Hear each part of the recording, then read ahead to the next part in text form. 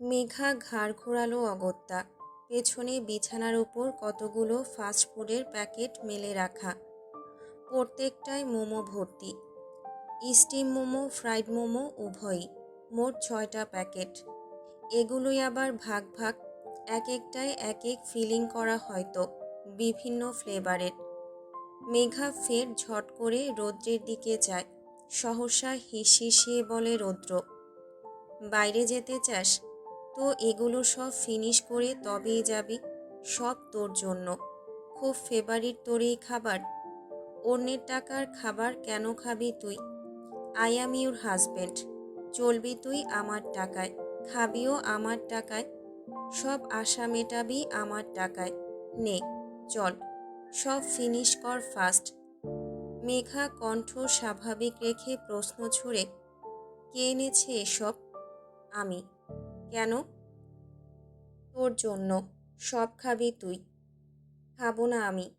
মেঘা উঠে দাঁড়ায়। রৌদ্র এক ঝটকায় এগোতেই ফের ঠাস করে পিছিয়ে বসে পড়ে বিছানায়। বিছানার দুই দিকে দুই হাত ঠেসে ঝুঁকে এসে মেঘাকে বন্দি করে নেয় রৌদ্র। রেগে বলে, তুই খাবি না? তোর ঘাড় খাবে। অন্য কেউ এনে দিলে খুব ভালো লাগে, তাই না? এখন আমি এনেছি এসব, সব তোকেই খেতে হবে। খুব ফেভারিট খাবার তোর এটা। কতগুলো খেতে পারিস তাই দেখব আমি। যদি না খাস তাহলে ফেভারিট খাবারের জায়গায় থাপ্পড় খাবি আমার হাতে। শুষ্ক ঢোক গেলে মেঘা পিছিয়ে খাটে ওঠে, বলে ভেজা গলায়, দেখুন, জোর করবেন না আমায়। আমার আমার খিদে নেই। আমি খাবো না এখন। খিদে নেই কেন?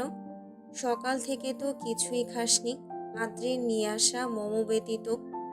ওর দেওয়া খাবার খেয়ে পেট তাজা আছে এখনো। ইডিয়েট, থাপ্পড় খেতে চাইছিস? সামলে আছি আমি। এতক্ষণে মেরে বসতাম তোকে। কাঁদতে না চাইলে দ্রুত খেয়ে নিবি। মেঘা অনড়। রৌদ্র থেমে থেকে ওর শক্ত ভঙ্গিমা দেখে সোজা হয়ে দাঁড়ায়। গা ছেড়ে বলে, যতক্ষণ না খাবি ততক্ষণ মুক্তি পাবি না এই ঘর থেকে। বন্দি হয়ে থাকতে চাইলে থাক এভাবেই। আমি চললাম সেদিনের মতো।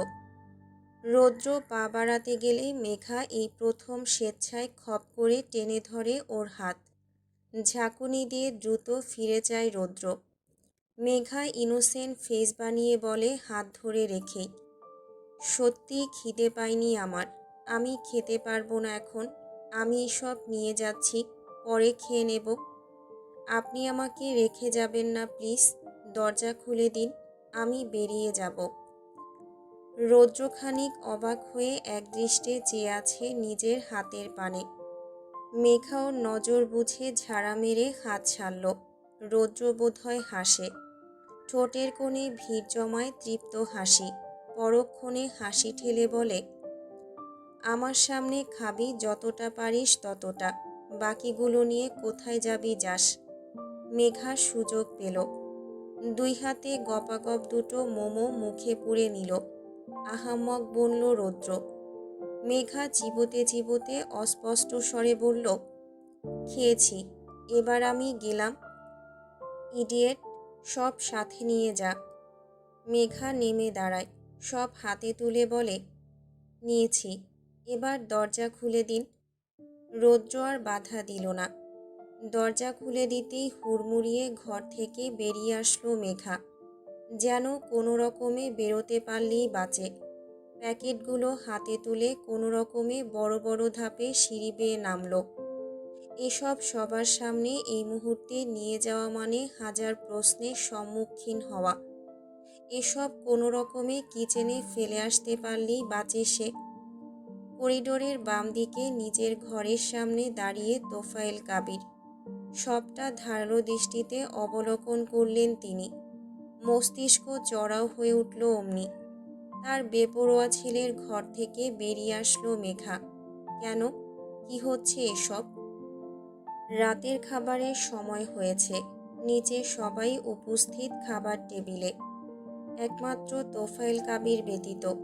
তাকে ছেড়ে বসেছে সবাই, কিন্তু খাওয়া শুরু করেনি কেউ। রুবিনা কাবির যথাসময়েও স্বামীর উপস্থিতি না দেখে তাকে ডাকতে উপরে উঠলেন। বারান্দায় ইজি চেয়ারে শরীর এলিয়ে বসে আছেন তোফায়েল কাবির, বোধহয় চিন্তিত। চেয়ারের হাতলে কনুই ভর দিয়ে দুই আঙ্গুলে কপালে স্লাইড করছেন চোখ বুজে। দুলছে রকিং চেয়ার। রুবিনা কাবির ডাকলেন, এখনো বসে আছেন যে এখানে? কয়টা বাজে খেয়াল আছে? ডিনার করবেন না? সবাই বসে গেছে, অপেক্ষা করছে আপনার। হ্যাঁ। হুম, যাচ্ছি, চলো। একটু বিলম্ব রেখে বললেন জড়তা ঠেলে, আর শোনো, দুটো কথা আছে তোমার সাথে, কিছু জানার আছে। বলুন, এখনই জানতে হবে? নিচে খাওয়ার জন্য অপেক্ষা করছে সবাই, আগে খেয়ে নিন চলুন। পরে? না, এক্ষুনি জানা প্রয়োজন আমার। কথা বলেছ তোমার ছেলের সাথে? সে কি করবে এখন? অ্যাক্সিডেন্ট ঘটিয়ে যাওয়ার ডেট ক্যান্সেল হলো। এখন কি করবে তোমার ছেলে? ফিরবে? কবে ফিরবে আবার? বলেনি তোমায়? রুবিনা কাবির মুখ চুপসে কালো করলেন সহসা, রাগে বিকৃত করলেন কিছুটা। বললেন রুক্ষ স্বরে, আপনি এখনো এসব নিয়ে পড়ে আছেন? এসবই ভাবছেন তাহলে? ছেলে থেকে গেছে অঘটনে, এই নিয়ে একটু খুশি নন আপনি? উল্টো ছেলে কবে ফিরবে না ফিরবে সেসব জানার আগ্রহ জাগছে আপনার। শুনে রাখুন, ফিরবে না আমার ছেলে, ও থেকে যাবে আজীবন। সেটাই শিওর হতে চাইছি আমি। তোমার ছেলে থাকবে তো? যদি থাকে তাহলে আমার বিপরীত দিকের একটা পদক্ষেপ নিতে হবে। তোমার রুক্ষ ছেলের মনোভাব ভালো ঠেকছে না আমার কাছে। কি ভালো ঠেকছে না শুনি? কি করেছে আমার ছেলে? পদক্ষেপ? কি পদক্ষেপ নেবেন আপনি? সেটা তোমাকে বলে লাভ নেই। হ্যাঁ, লাভ থাকবেই বা কেন? বিপরীতে হলে তো এটা আমার ছেলের বিষয় নয়। ও কেবলই একলা আমার ছেলে, আপনার তো কেউ নয় ও। এটাই মানেন আপনি? ওর চিন্তা যেমন আপনার নেই, তেমনি ও ব্যতীত অন্য কারোর চিন্তা নেই আমার মাথায়। আমার ছেলের বৃত্তান্ত বাদ দিয়ে আপনি যা খুশি যার বিষয়ে খুশি মাথা ঘামান, আমি বাধা দেব না, ভাববও না। তবে আমার ছেলের বিষয় হলে অবশ্যই ভাববো আমি। তোফায়েল কাবির চুপ রন, ক্ষীয়কাল বাদ হাসেন মৃদু শব্দে। প্রসঙ্গ পাল্টে কৌতুক স্বরে বলে ওঠেন উঠে দাঁড়িয়ে, তুমি আজকাল স্বার্থপর হচ্ছ খুব, আমাকেও হিংসে করছো। বড্ড ঠাস ঠাস কথা শোনাচ্ছ আমায়। ভালোবাসা কমে গেল আমার প্রতি? রুবিনা কাবির ভ্যাবাচাকা খেলেন। মুখ ফিরিয়ে নিয়ে কণ্ঠের তোপ এক রেখেই জবাব করলেন, ভীমরতি করবেন না। কথার শুরু আপনি করেন সর্বদা। নিজের বলা কথা মনে থাকে না, আমার কথাগুলোই গায়ে লাগান শুধু। খেতে চলুন এখন। কখন থেকে বসে আছে সবাই? সবাই প্লেট সামনে নিয়ে বসে আছে। তোফায়েল কাবির নেমে আসা মাত্রই খাওয়া শুরু করলো সবাই। খেতে খেতে তোফায়েল কাবির জবান খুললেন শাহিনা কাবিরের উদ্দেশ্যে, ভাবি, তোমার বাপের বাড়ি থেকে তো দাওয়াত করে গেছে, তাই না? হুম। ভাইয়া ভাবি যাওয়ার আগে তো যেতে বলে গেছে। কবে যেতে বলেছে? মাঝে তো সাবার পরীক্ষা আছে, এর মধ্যে ও বাড়িতে গিয়ে তালগোল না পাকানোই শ্রেয়। মেয়েটা পরীক্ষা দিক আগে। শুভ্র বিয়ের ভেজালে অফিস করতে পারেনি কদিন, এর মধ্যে আবার ওখানে গেলে অফিস কামাই হবে, কাজের চাপ বাড়বে পরে। মেঘার সাফার ভার্সিটিরও ছুটি শেষ, মাঝে কটা দিন যাক, সবাই সব দিক সামলে নিক। শুভ্র এই কয়দিন অফিসে যাক একটু, সপ্তাহে 3 পর ওরা সবাই মিলে যাবে না হয়। সপ্তাহ 3 নয়, কালকে ওদের পাঠিয়ে দাও গ্রামে, ঘুরে আসুক ওরা। সাবার পরীক্ষা আছে তো কি হয়েছে, এরা কি ছোট বাচ্চা যে ওকে ডিস্টার্ব করবে? কিন্তু? কোনো কিন্তু নয় ভাবি, তোমার বাপের বাড়ি হলেও জোর খাটাচ্ছি আমি, এতে কিছু মনে করো না, কালকেই যা করা। রুবিনা কাবির বললেন, মেহের তো বিয়ের পর এখনও নিজের বাপের বাড়িতেই যেতে পারেনি, কাল তো সেখানেই যাওয়ার কথা। বাপের বাড়িতে সারা জীবন থেকে এসেছে, এখন কদিন না হয় শ্বশুর ঘরের আত্মীয় বাড়িতে ঘুরে বেড়াক। কি মেহের, সমস্যা আছে কোনো? বাপের বাড়িতে পরেও যেতে পারবে মা। এখন একটু গ্রাম থেকে ঘুরে আসো, দেখবে ভালো লাগবে। মেহের হাসার চেষ্টা করল, বলল না কিছু। আর চোখে তাকালো শুভ্রর দিকে। শুভ্রর দৃষ্টি বুঝে নেয় সহসা, বলে, কিন্তু কাকাই, আমার তো অফিস আছে, এখন গ্রামে গেলে গ্যাপ পড়ে যাবে অনেক। তোমরা একা সামাল দিতে পারবে? পেরে যাব ঠিক, অফিস নিয়ে তোমায় ভাবতে হবে না। কাল গ্রামে যাচ্ছ তোমরা, আমি আর দ্বিমত শুনতে চাই না। আদ্র আর তুমি কাল সাফা, মেহের আর মেঘা মামুনিকে নিয়ে গ্রামে যাবে।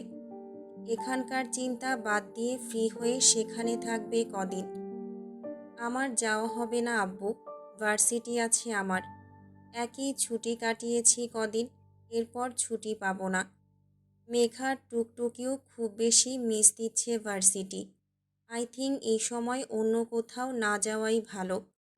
বারবার এক একজনের এক এক বাদসাধা কথা শেষে ছেলের কথায় রেগে গেলেন তোফায়েল কাবির। খাওয়া থামিয়ে কণ্ঠ জড়িয়ে বললেন, ভালো খারাপ তোমাকে বা তোমাদের কাউকেই ভাবতে বলিনি, আমি যা বলেছি তাই হবে। বারবার এক একজন এক এক বাহানা দিচ্ছ কেন তোমরা?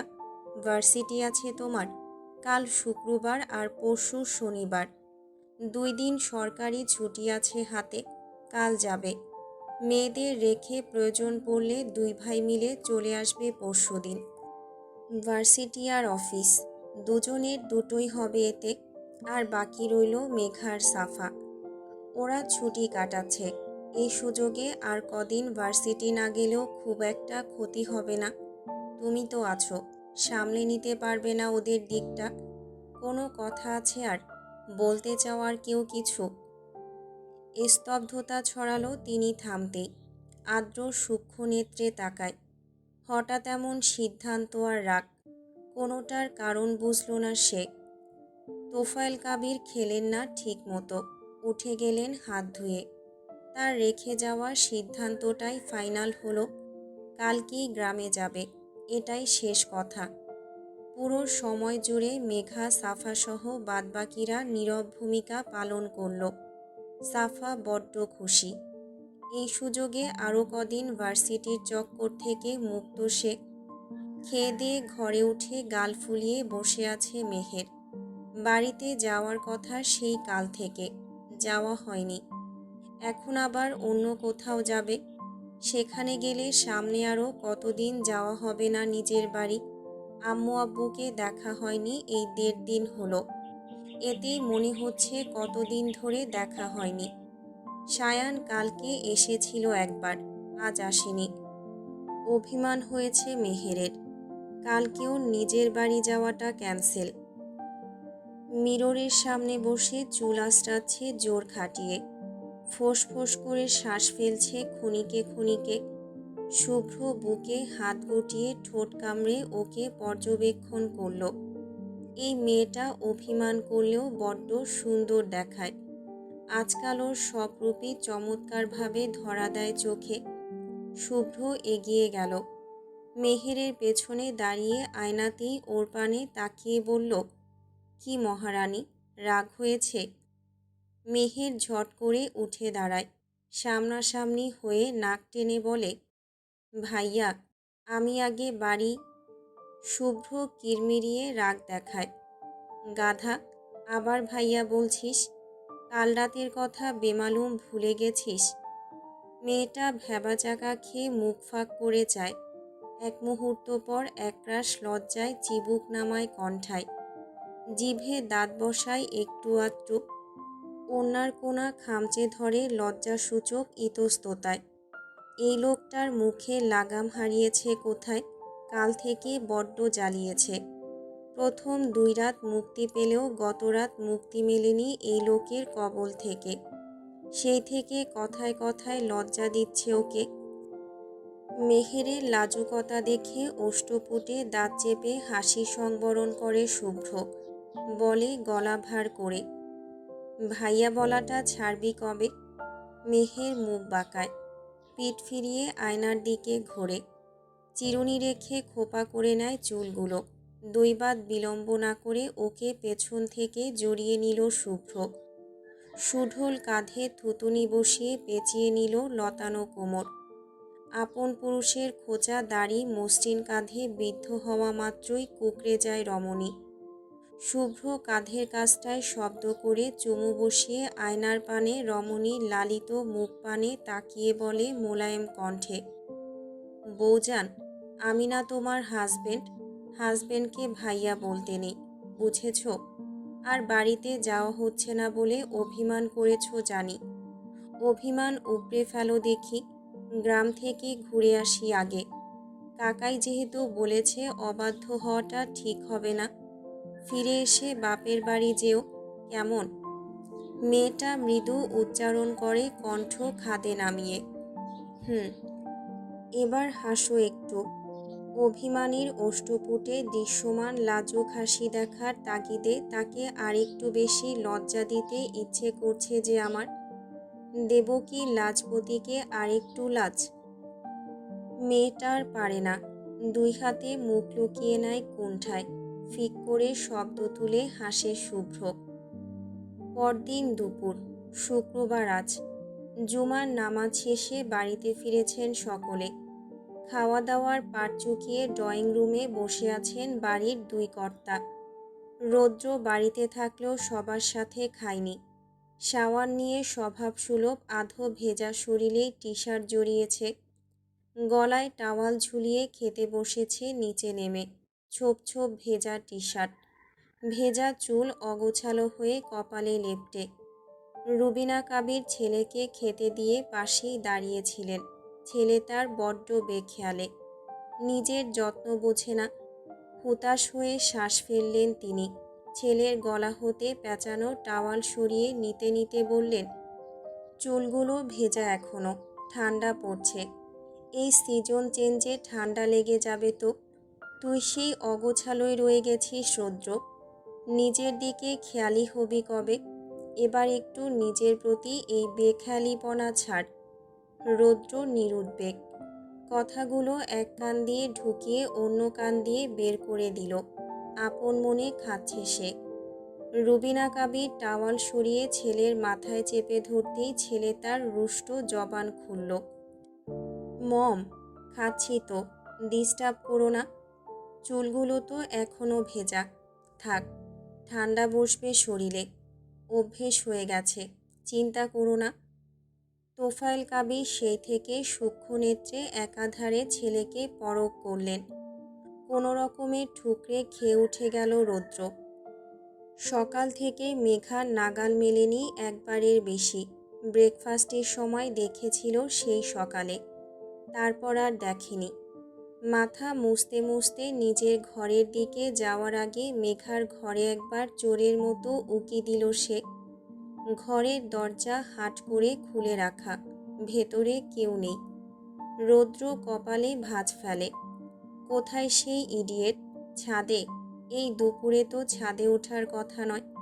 রৌদ্র ঘাড় উঁচায়, শিরদাঁড়া টান টান করে হাতের ফোনের স্ক্রিনে দৃষ্টি নিক্ষেপ করে। পা বাড়াতে বাড়াতে কল লিস্ট ঘেটে নাম্বার বের করে একটা। সেটাতে ডায়াল করে ফোন তুলে কানে ঠেকায়। দুইবার রিং হয় সবে।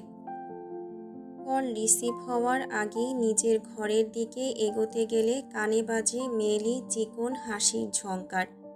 সহসা থমকায় যুবক, দ্রুত কান থেকে ফোন নামায়। সিরাতের ঘর থেকে আসছে হাসির শব্দ, সাফার কণ্ঠ শোনা যাচ্ছে। রৌদ্রের বুঝতে বাকি রইল না, ঘাট ডলল সে। ফোন কেটে পথ পরিবর্তন করে সোজাসুজি এগোলো সিরাতের ঘরের দিকে। দরজায় টোকা মারতেই চট করে চারজোড়া দৃষ্টি ফিরে যায় রৌদ্র বরাবর। রৌদ্রকে দেখে হাসি বিলীন হয় একবিংশীর ঠোঁট হতে। মুখ কালো করে নিতে সময় পার করে না। সিরাত আকস্মিক নিজের দোরগোড়ায় ভাইকে দেখে সন্দিহান হয়ে প্রশ্ন করল, রৌদ্র, তুই এখানে? রৌদ্র ভেতরে ঢোকে। আবারও প্রশ্ন করে সিরাত, কিছু প্রয়োজন? রৌদ্র কথা খুঁজে না পেয়ে অযথা প্রয়োজন খুঁজল। রামিসা ঘুমিয়েছে?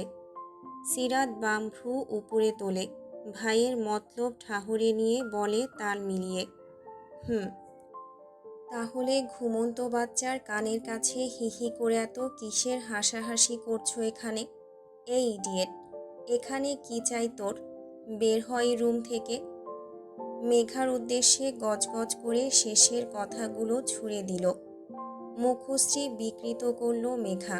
সিরাত ব্যতীত মেহেরার সাফা নির্বোধের ন্যায় চেয়ে আছে আচমকা হুমকি থামকি দেখে। রৌদ্র হাতের ফোনটা বিছানার উপর রাখল।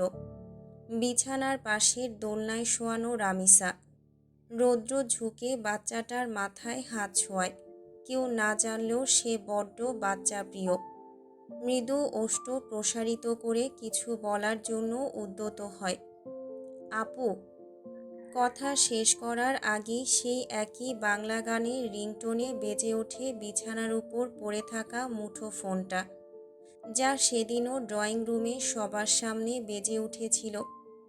হঠাৎ সেই গানের টোন শোনা মাত্রই সেদিনের ন্যায় ঝাঁকুনি দিয়ে ওঠে একবিংশীর নমনীয় ললিতাঙ্গ। মস্তিষ্ক কেমন শিরশির করে ওঠে বাহুল্য অর্থে। মেঘা বিছানাতেই বসে চাদর খামচে ধরে চকিতে তাকালো ফোনটার দিকে। ফোনের স্ক্রিনে আবছা আবছা কিছু একটা দেখা মাত্রই শিরশিরে অনুভূতি চাপা পড়ল নিমিষেই। চোখ তীক্ষ্ণাকারে কুঁচকে আসলো সহসা। স্ক্রিনে নাম্বারের সাথে সাথে একটা ছবি ভেসে উঠেছে। একটা ছোট বাচ্চার ছবি বোধহয়। ঠিকঠাকভাবে দেখার আগেই রৌদ্র চোখে বালি ছিটিয়ে ফোন হাতে তুলল। বাকিটা দেখা হলো না আর। মেঘা ধক করে রৌদ্রের দিকে তাকায়। রৌদ্র ফোন সাইলেন্ট করেছে হাতে তুলেই। কপাল কিছুটা কুঁচকানো, চেয়ে আছে ফোনের দিকে। মেঘার ঢোক গেলে। আর কিছু না বলেই দ্রুত বেগে বড় বড় ধাপে ঘর ছাড়ে রৌদ্র। ও বেরোতেই সাফা পিটপিট করে কিছু একটা ভাবে। ভাবুক ভঙ্গিতেই মুখ ফুঁসকে বলে বসে সংশয়ী হয়ে, আসবো ফিরে আবারও তোমারই টানে। আচ্ছা আপু, ভাইয়ার ফোনে এই রিংটোনটা সেট করা কেন? শুনতে কিন্তু বেশ ভালোই লাগে। বুক কাঁপে আচমকা শুনলে। ভাইয়া কি কারোর টানে ফিরে এসেছে দেশে? মেঘা। ভাইয়া কি মেঘার টানে দেশে ফিরে এসেছে আপু? মেঘা তো ভাইয়ার বউ। জোর করে হলেও বই তো, তাই রিংটোন দেওয়া ফোনে। এত বছর পর মেঘার জন্য বাড়িতে ফিরেছে ভাইয়া। মেঘা ভরকায়, আতকে চোখ নামায়। কণ্ঠ ভিজিয়ে সাফার কথাগুলো উপেক্ষা করে বিছানা থেকে নামে ঝটপট। এলোমেলো পায়ে ছুটে বেরোয় ঘর থেকে। সিরাত মুচকি হাসল কেবলই। নিঃশব্দে মাথা নাড়ালো দুই দিকে। সাফা মেঘার এমন আচরণ দেখে ঠোঁট উল্টিয়ে আবার বলে, মেঘার আবার কি হলো? চলে গেল কেন? আমার কথায় রাগ করলো আবার? তুই বুঝবি না। হুটহাট না বুঝে এভাবে বেফাঁস করে হলেও মাঝে মাঝে মেঘার সামনে এই ধরনের কথা বলতেই পারিস। ও রাগ করলেও ফল বিফল হবে না। বাই দ্য ওয়ে, রিংটোনটা পছন্দ হয়েছে আমার। কেমন অদ্ভুত লাগে শুনলে। ইস, কেউ যদি আমার টানে আমার কাছে চলে আসতো, তাহলে কতই না ভালো হতো।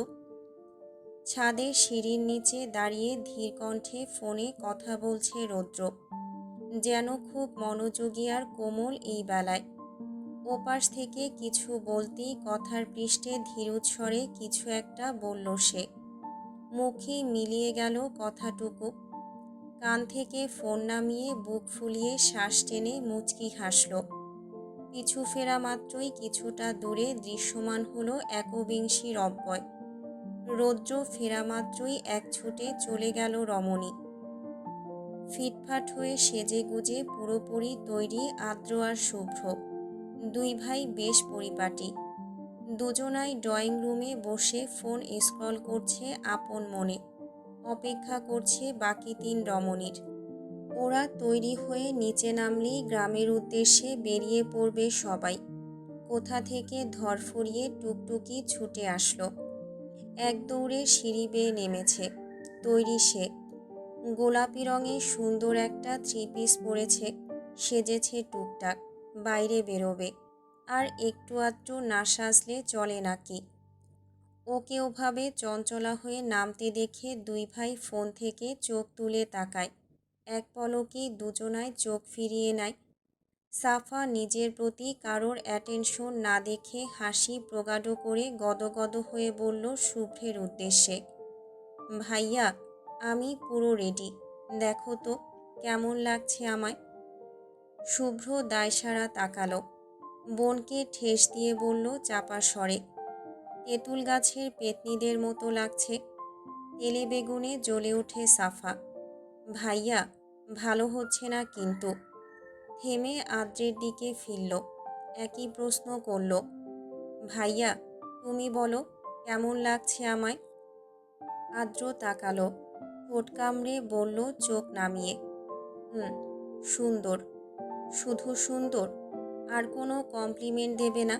আমি জানি আমাকে সুন্দর লাগছে, নতুন কিছু বলো।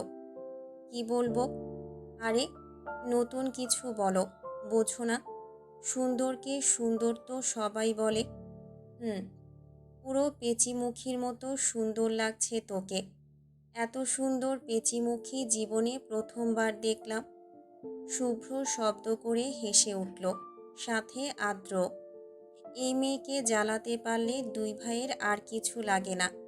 সাফা পথ পাল্টে কিরমিরিয়ে উচ্চারণ করে, আদ্র ভাইয়ার বাচ্চা, টুকটুকির বাচ্চা। এই শোন, শুনবো না, কথাই বলবো না তোমার সাথে। এই শোন, খুব সুন্দর লাগছে তোকে, অনেক অনেক বেশি সুন্দর, পুরো বিউটিফুল। সাফা থামল, খুশি হলো বোধহয়। ক্ষণিকের রাগ ঝেড়ে লাজুক হেসে বলল, থ্যাংক ইউ ভাইয়া। এতগুলো মিথ্যে কথা বললাম তার জন্য শুধু থ্যাংক ইউ? তোর থ্যাংক ইউ দিয়ে আমার মিথ্যে বলার পাপ ধুয়ে যাবে নাকি? হাসির শব্দ বাড়ে শুভ্রের। ফোন রেখে হো হো করে হেসে ওঠে আদ্রসহ। সাফা চিবিয়ে ওঠে। সিঙ্গেল সোফা থেকে একটা কুশন তুলে নিয়ে সজোরে ছুঁড়ে মারে আদ্রের দিকে। ঝাই করে ওঠে, তোমরা খুব বাজে, আমি তোমাদের কারোর সাথেই কথা বলবো না।